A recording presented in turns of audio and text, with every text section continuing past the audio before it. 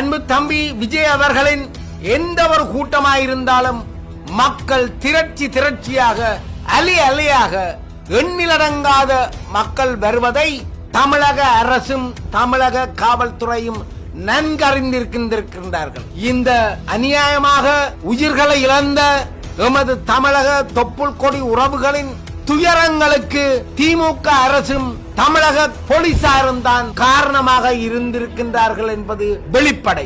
காணாமலாக்கப்பட்ட உறவுகளுக்கு ஏற்பட்ட துயரங்களை துணிவாக அடுத்த வருடம் முதலமைச்சராக ஐக்கிய நாடு சபைகளுக்கு சென்று ஜெனீவாவுக்கு சென்று எமது பிரச்சனைகளை ஈழதேசத்து பிரச்சனையை காத்திரமாக கதைக்கக்கூடிய தமிழர் தேசத்து மருமகனாக ஈழதேசம் என உலக தமிழர்கள் அனைவரும் அன்பு தம்பி விஜய் அவர்களை பார்க்கின்றார்கள்.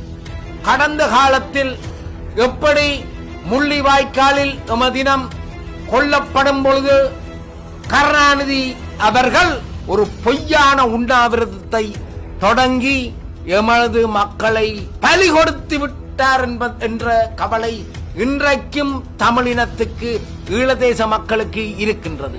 தேசிய தலைவர் பிரபாகரனை இழந்து நிற்கின்ற தமிழினத்திற்கு ஒரு ஆளுமையுள்ள, ஒரு வல்லமையுள்ள, ஒரு நேர்மையான உண்மைத்துவத்துடன் செயற்படவல்ல ஒரு சக்தியாக விஜய் அவர்களை உலகத் தமிழர்கள் பார்க்கின்றார்கள். உலகத் தமிழ் மக்களின் உள்ளத்தை கொள்ளை கொண்ட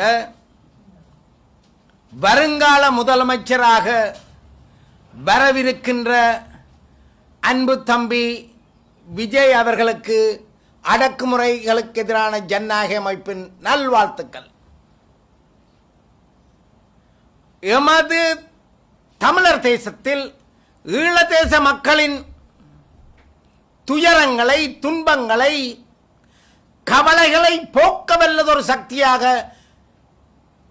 ஈழதேச மக்களினால் பார்க்கப்படும் அன்பு தம்பி விஜய் அவர்களின் வரவு எமது மக்களின் இன்னல்களை, காணாமலாக்கப்பட்ட உறவுகளுக்கு ஏற்பட்ட துயரங்களை துணிவாக அடுத்த வருடம் முதலமைச்சராக ஐக்கிய நாடு சபைகளுக்கு சென்று ஜெனீவாவுக்கு சென்று எமது பிரச்சனைகளை ஈழதேசத்து பிரச்சனையை காத்திரமாக கதைக்கக்கூடிய தமிழர் தேசத்து மருமகனாக